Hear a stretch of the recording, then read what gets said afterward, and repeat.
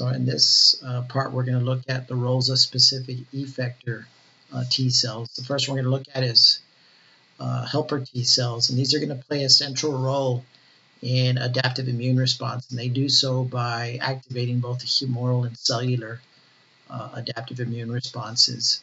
So when these T helpers, they become primed when they are presented with an antigen from an antigen presenting cell.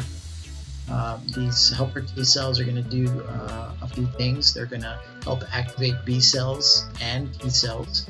They're going to induce T and B cells to proliferate, and the helper T cells are also going to secrete chemical messengers called cytokines that are going to recruit other immune systems into action. It's important to note that helper T cells, without them, there's going to be no immune response. So now we're going to look at how the helper T cells activate our B cells for the humoral response. So our B cells are involved in the humoral response. So we have the diagram at the right here.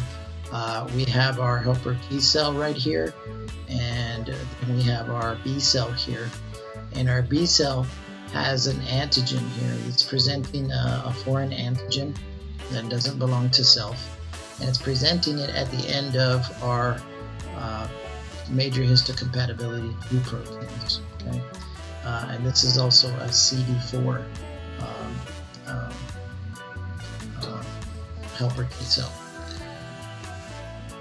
or a CD4 T cell. So looking at the steps here, first of all, the helper T cell is going to bind with self non-self complexes of the B cell that has encountered an antigen and is displaying it on its MHC2 at the surface. So we see that that's occurring right there.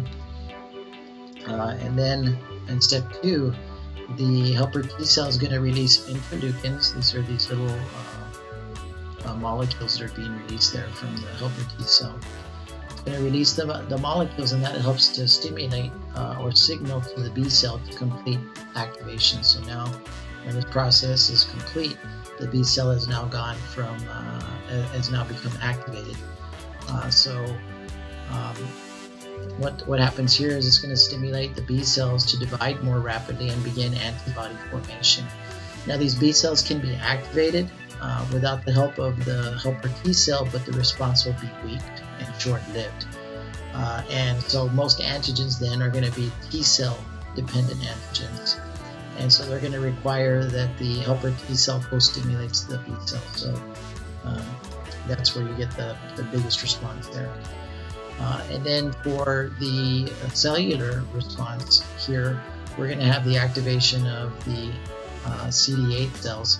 And those CD8 cells then are going to end up being activated and turning into our effectors, which are the cytotoxic T cells here.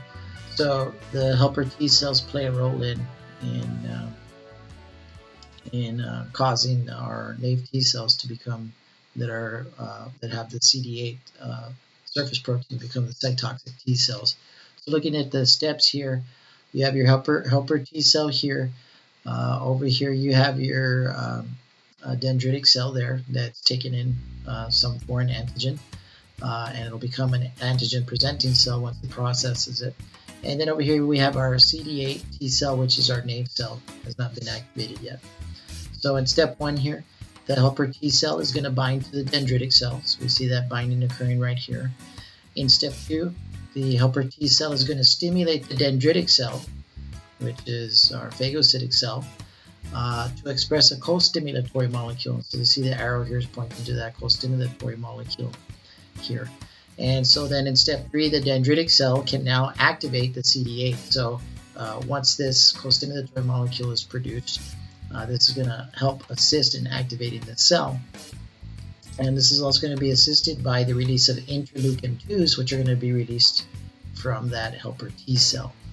Okay, so all of this is required before we activate to produce or to convert or cause proliferation of the CD8 naive T cell to both proliferate and go produce those memory cells, those memory T cells, as well as our cytotoxic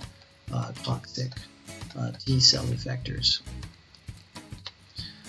So this is the entire diagram together. It would be worthwhile to go and or to press pause and review the diagram here, or look in your book for this diagram. So what else do the helper T cells do? They're also going to help amplify the innate defenses. So they do help amplify our innate immune system. For example, they will activate macrophages, and when they activate them, the macrophages become better killers. So they're better at phagocytizing things that shouldn't be there. And the helper T cells are also going to release cytokines that are going to mobilize lymphocytes, macrophages, as well as attract other types of white blood cells where they're needed. We're going to have some subsets of our helper T cells, and they're listed here. There is Th1, helper T cell 1, helper T cell 2, and helper T cell 17. So looking at helper T1 cell, this one's going to mediate or help control aspects of cellular immunity. So they do so by stimulating inflammation.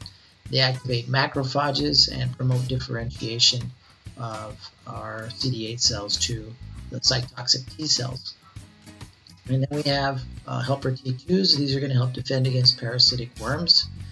They mobilize eosinophils and activates responses dependent on humoral immunity as well. And then they also can unfortunately promote allergies. And then we have the helper T17s. These are going to be links between the adaptive and the innate immunity, and they release interleukin 17. The interleukin 17 is going to promote inflammation responses towards extracellular microbes, and unfortunately this may also be responsible for creating problems called autoimmune diseases, where your immune system attacks self when it shouldn't. So now we're going to look at move from helper T cells to cytotoxic T cells. And these are going to directly attack and kill other cells, so that's why they're called cytotoxic. So the activated T cells are going to these activated cytotoxic T cells are going to circulate the blood and lymph and lymphoid organs in search of body cells displaying antigens that they recognize. And when they recognize them, that's when they go to work and trying to kill these cells. And so, what are the cytotoxic T cells target? They're going to target virus-infected cells. They're going to target cells with bacteria that have entered or parasites that have entered the cells, cancer cells as well, and foreign cells that are the result of transplants. So when you get a transplanted organ, those cells are not supposed to be there. So how do the cytotoxic T cells work? They work by a process called a lethal hit, and that's going to use two mechanisms.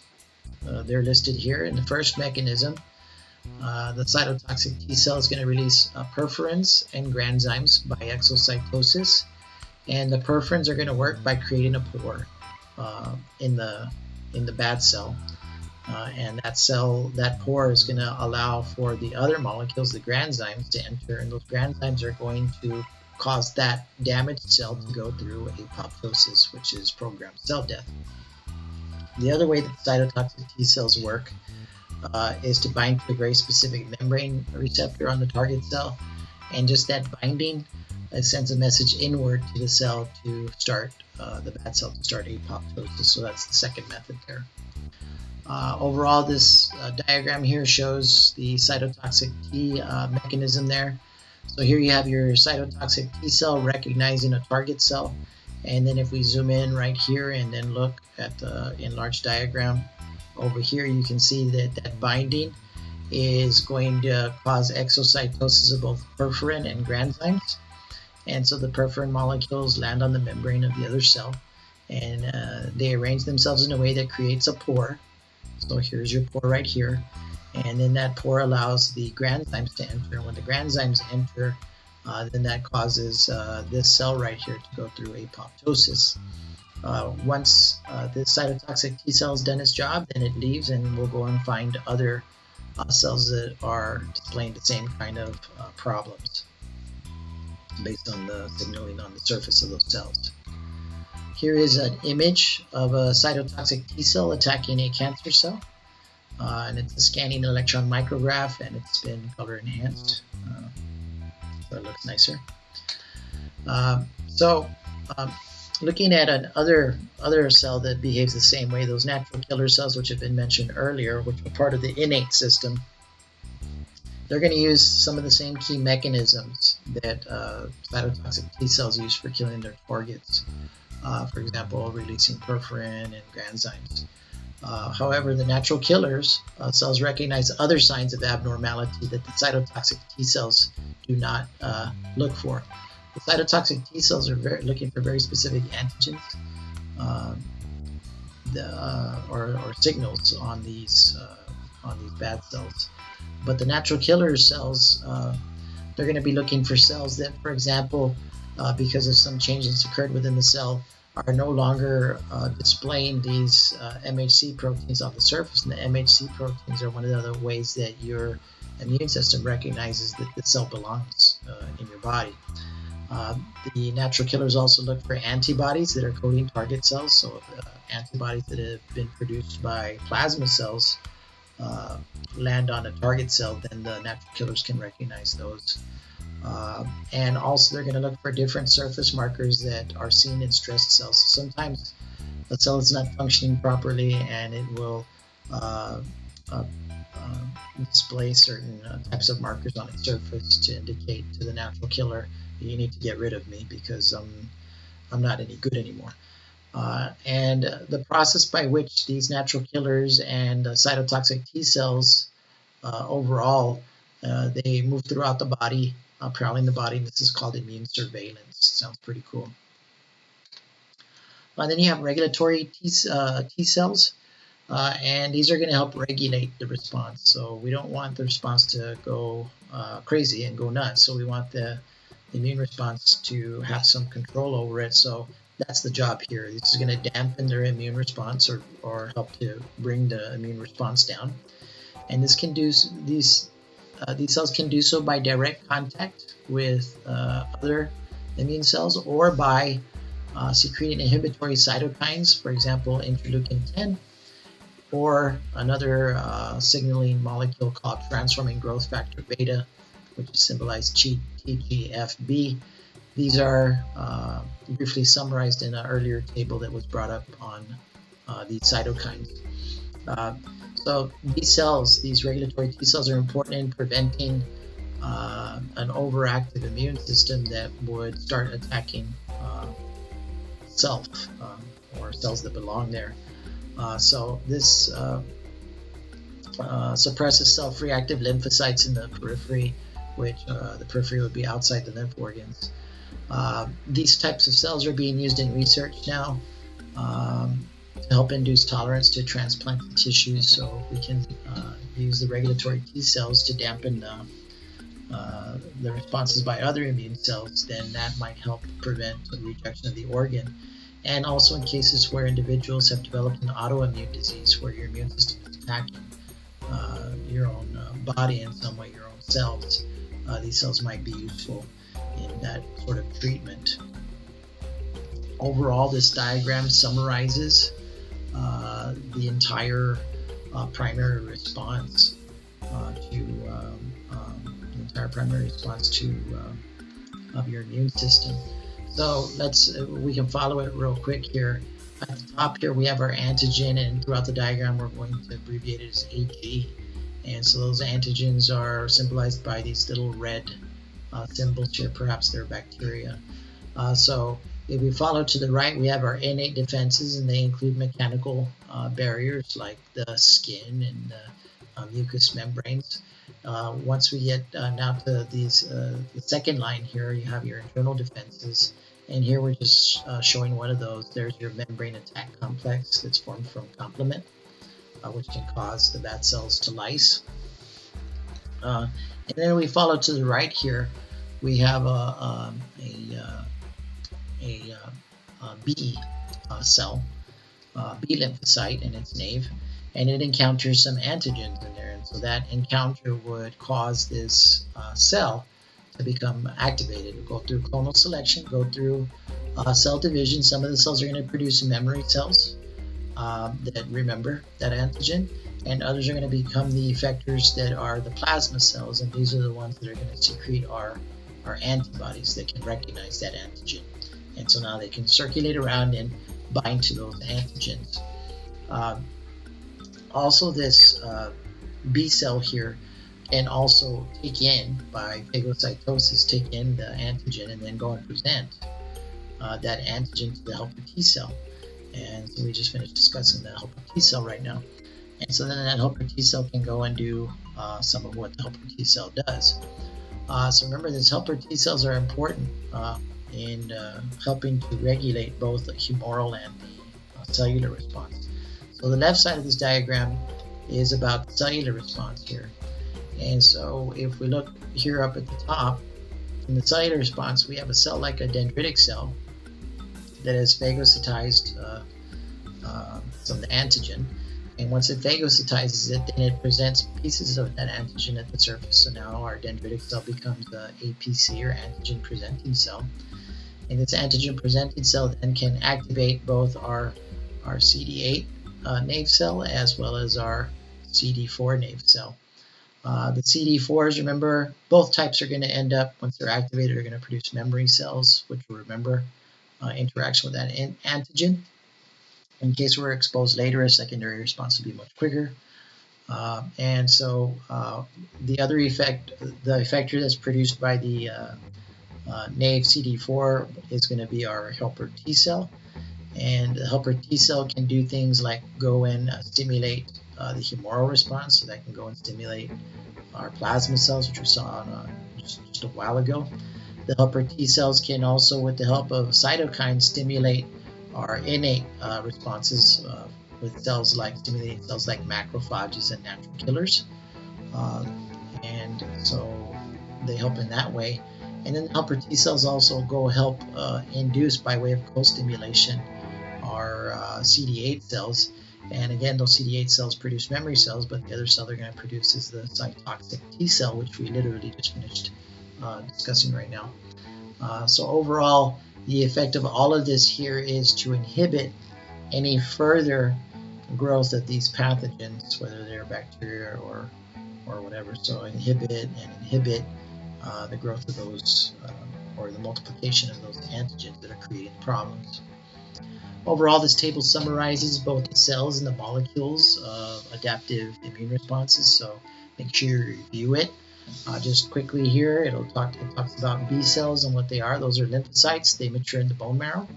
That was brought about very early on. When they're activated, they proliferate, and the effectors become the plasma cells. So now our plasma cells, those are the ones that produce our antibodies. And they produce lots of antibodies in huge numbers. Basically, this is the effector for B cells, one kind of effector. And then for the T cells, we have helper T cells. We see that the helper T cells, as far as it goes, is an effector CD4 T cell. So the CD4 T cell, the nave cell, turns into our helper T cell. And this is the main cell that helps regulate all of this adaptive response right here. So it helps control the humoral and the cellular immunity. It also stimulates the production of cytotoxic T cells and plasma cells, and can activate macrophages, and acts both directly and indirectly by releasing cytokines. And we've seen these just on the prior diagram. Then we have the cytotoxic T cells. Those are the effectors of the nave CD8 when they're stimulated to differentiate in there. And those go and kill directly cells that are infected with viruses or cancer cells, for example. And then we have the regulator T cell, the regulatory T cell, and that's going to slow or stop the activity of the immune system. And we see that this is important in controlling your immune system from attacking itself, creating an autoimmune disease.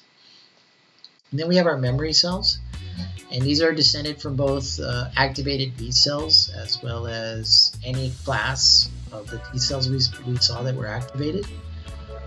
And they're generated during this initial immune response, and they can exist for years, which is going to enable for a much quicker response if you're exposed to the exact same antigen later on. So like a year opposed to the exact same bacteria, for example. And then we have our antigen-presenting cells, and these are any of several cell types, which include the dendritic cells, a major one there, macrophages, and B cells. These are cells that are going to engulf and digest the antigens they encounter, and then present parts of the antigens on the plasma membrane. We're going to present them bound to our major histocompatibility proteins. And this is going to help or be recognized by our T cells that are bearing the specific receptors for that antigen. This function, which is antigen presentation, is the essential way of activating those T cells. And then we're looking at the molecules there.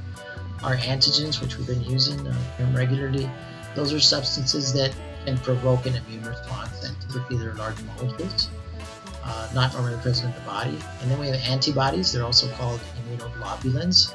These are proteins that are secreted by B cells, the plasma cells, the effectors of B cells. The antibodies are produced by the plasma cells and are released into the body fluids, where they can attach to antigens, and this can cause several different ways of dealing with the antigen. This can cause complement fixation, neutralization, precipitation, and agglutination, which can mark the antigens for destruction by phagocytes or for complement.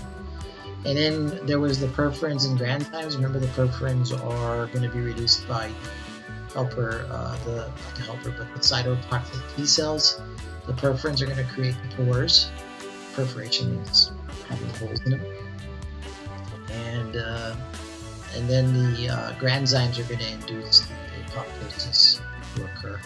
Then we have complement. Complement's a group of 20 or so proteins that are going to be activated by binding to antibody covered antigens on the, for example, on the surface of a bacterial cell, or certain molecules on the surface of a microbe itself. And this is going to do things. The complement helps with inflammatory response. It also helps with the lysis of the microorganisms, to kill the microorganisms, especially when it forms the membrane complex. And then the cytokines is just a category of small proteins that are chemical messengers that can help communicate among these, help with communication among these immune system cells.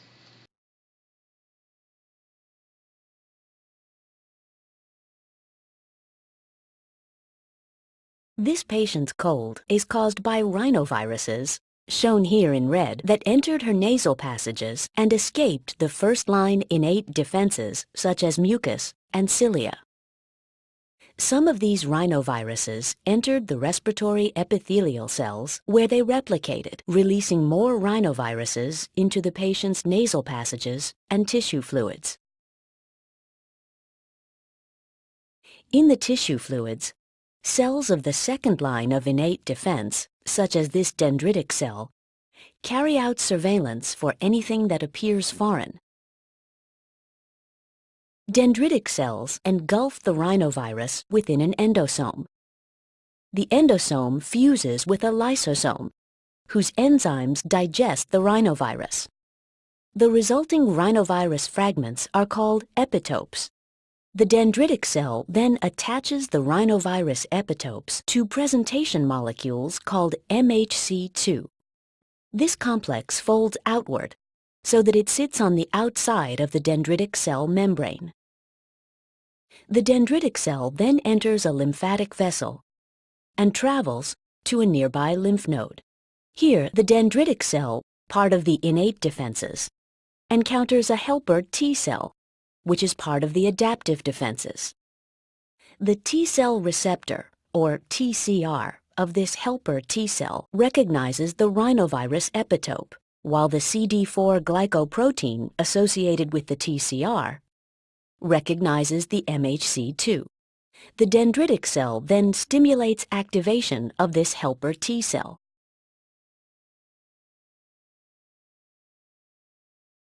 Adaptive defenses help to control the current infection, but also provide immunity against future infections by the same rhinovirus. They are carried out by two types of lymphocytes, B cells and T cells. Immature B cells conduct surveillance in the lymph nodes, using B cell receptors, or BCR, to recognize only one specific epitope. The BCR on the left does not recognize the rhinovirus, but the BCR on the right does, and this B cell is selected for activation in a step called clonal selection. The selected B cell takes in the rhinovirus, degrades it, and presents the rhinovirus epitope with its MHC2. Our mature helper T cell recognizes the rhinovirus epitope with its TCR and the MHC2 with its CD4. Then, the helper T cell secretes chemical messengers known as cytokines that activate the B cell. The B cell proliferates and differentiates in a process called clonal expansion, resulting in two types of cell. Memory B cells carry the memory of this pathogen for many years. Plasma cells secrete antibodies that conduct surveillance for more rhinoviruses, grouping them together so they are easy targets for phagocytes. Antibodies in the blood and tissue fluids seek out free rhinoviruses. The antibodies neutralize the rhinovirus by binding to its surface molecules, thus preventing attachment to host cells. Antibodies are humoral defenses that target free pathogens. But what about the rhinoviruses that are already inside our patient's cells? Another type of adaptive defense cell, called a cytotoxic T cell, can locate and destroy rhinovirus-infected cells. It provides cell-mediated, or cellular, immunity. Let's return to our patient's lymph node to see how cytotoxic T cells become activated. The T cell receptor, or TCR, of this particular cytotoxic T cell is genetically programmed to recognize the rhinovirus epitope when presented by the dendritic cell. This time, the epitope is presented differently, with an MHC1, which is recognized by a CD8 glycoprotein on the cytotoxic T cell. With the help of cytokines from a nearby helper T cell, the cytotoxic T cell is activated and clonal expansion occurs, resulting in some long-lasting memory cells ready for a subsequent exposure, and many active cytotoxic T cells, or CTLs, that leave the patient's lymph vessel to search for infected cells that present rhinovirus epitope with their MHC1. The epitope is recognized by the TCR of the cytotoxic T cell, and the MHC1 is recognized by the T cell's CD8 glycoprotein.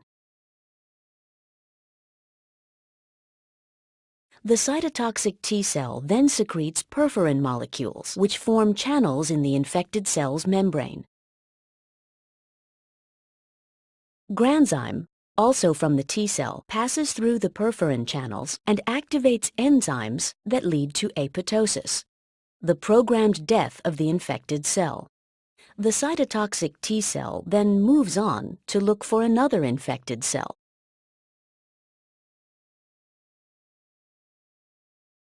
Together, the humoral and cellular defenses are the body's third line of defense in fighting a very specific pathogen. The humoral defenses, ultimately in the form of antibodies, conduct surveillance for rhinoviruses that are outside the body cells, in the patient's tissue spaces and bloodstream. The cellular defenses, in the form of cytotoxic T cells, search for rhinovirus-infected cells, inducing apoptosis when they are found. Memory T and B cells help our patient's body to recognize and more rapidly fight the same rhinovirus should it infect her again. So now, dealing with transplants and what role does the immune system do that? So if an individual needs to receive a new kidney, this is called an allograft during a transplant. So the allograft and it's from the same species. So if you need a kidney, you're going to get another human kidney. The success of this transplant, though, depends on how similar the tissues are and how similar we're referring to the surface markers on the cells that make up these organs. So, for example, the ABO and other blood antigens and the major histocompatibility antigens. Remember, these are going to be unique to an individual. So you're not going to find an exact match, but you try to get as close a match as you can to those antigens, usually from a close relative. After the surgery, you're going to treat the patient with drugs that suppress the immune system, so immunosuppressive therapy, and that has some obvious issues. If you suppress your immune system, then you leave yourself susceptible to getting ill. So that can be a very bad side effect. So when the patient's immune system is suppressed, for example, it cannot basically protect its body against bacterial and viral infections, and that would be the leading cause of death and for our transplant recipients. And under the best circumstances, let's say that the individual does not get a catastrophic infection from bacteria or virus because of the immunosuppression therapy, there's still going to be a rejection rate of 50% after 10 years. So that means by 10 years, within that period of 10 years, 50% of patients who get an organ transplant, that organ they received is rejected.